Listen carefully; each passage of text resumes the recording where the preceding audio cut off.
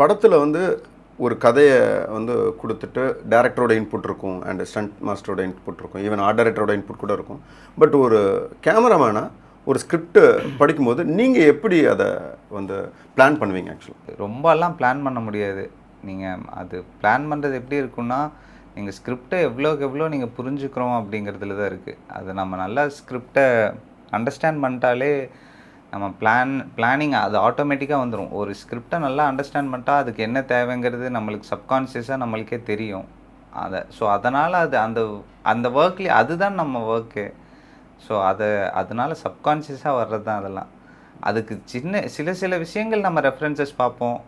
இப்போது ஏஐயில் ஹெல்ப் பார்த்து இது பண்ணிக்கலாம். சாட் ஜிபிடி அந்த மாதிரி ஏஐ ஆப்ஸ் யூஸ் பண்ணிக்கலாம், ஏதாவது லைட்டிங் ரெஃபரன்சஸ் பார்க்கணுன்னா அது மாதிரி பார்க்குறதா. மற்றபடி ஷார்ட்ஸு அந்த மூடு மட்டும் நாங்கள் பிளான் பண்ணிட்டோம். இந்த படத்தில் நாங்கள் கொஞ்சம் எப்படி பிளான் பண்ணியிருந்தோன்னா, அந்த சீனோட இன்டென்சிட்டி எப்படி இருக்குது அதை மிஸ் பண்ணிடக்கூடாது. அந்த சீனோட இன்டென்சிட்டி கண்டிப்பாக இருக்கணும். ஏன்னா ஃபஸ்ட் ஹாஃப் ஃபுல்லாக நீங்கள் எல்லாமே இன்ட்ரோஸாக இருக்கும், அதை வந்து கனெக்ட் பண்ணணும். அது வந்து எந்த டிஸ்டர்பன்ஸும் இருக்கக்கூடாது ஆடியன்ஸுக்கு. அதில் ரொம்ப தெளிவாக இருந்தோம். ரொம்ப அழகாகவும் இருந்திருக்கக்கூடாது. ரொம்ப அது ஸ்டோரி விட்டு கேமராவுக்கு தனியாக போயிடக்கூடாதுங்கிறதுல இதில் ரொம்ப கான்சியஸாக இருந்தோம். ப்ளஸ் நாங்கள் ரொம்ப டிரெக்டர் ரொம்ப கிளியராக இருப்பார்.